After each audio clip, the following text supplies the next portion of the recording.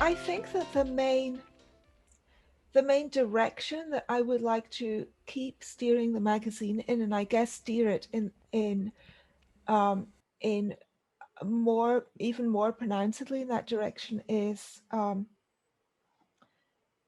thoughtful, carefully thoughtful, well written um, critiques, which probably many or most of them are going to be anti woke critiques, but they needn't be. I would like people to feel, um, anybody who feels that an article has misrepresented something or has uh, not considered the issue in enough breadth, I'd like all those people to feel they have the right of reply. Um, but I think that I want to keep the magazine um, away from sort of stridency and hyperbole and inflammatory clickbait.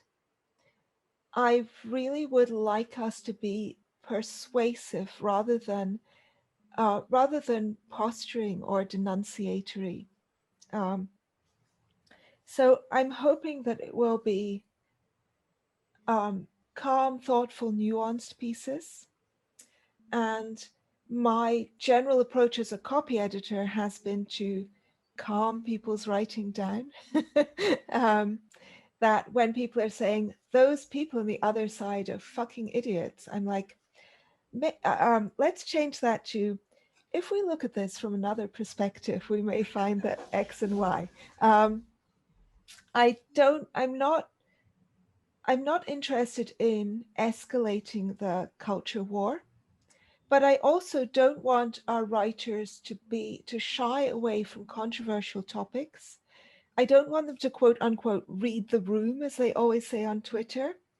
Um, what the room thinks can be bollocks. You should be able to think independently.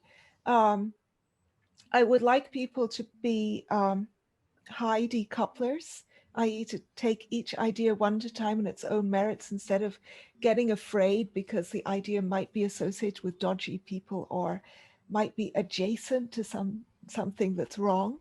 Um, so I would like to see a lot of clarity, but I also want really perspective. I'm not interested in people who just want to raise as much kind of who are just gleeful about crazy things going on the woke side of things because they want to score points, get eyeballs, get people all enraged and up in arms. I don't think that's helpful at all. It doesn't convince anyone who's not already on board. So that, I guess, is a slant that I would like, and I'm very happy to see people approach that from both left and right.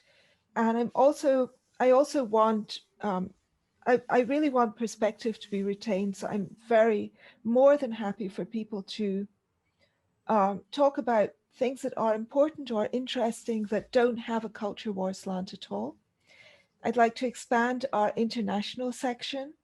So I'd like there to be a sense of wider perspective of what's happening in the world. And I would also like to expand our science and arts and culture section. My stretch goal is to have 3 days a week on politics and 2 days on non on one on culture, the arts, etc., and one on and scholarship and one on science. Um, I do think that there is, in a sense, a kind of culture war element to that, in that one of the things I really deplore about the uber woke stuff is the politicization of everything and the inability to value arts, culture, and science for their own sakes. Thank you for watching the Unity Now podcast. We'll be back with another conversation that highlights the political middle ground to unite Americans and end the ideological war.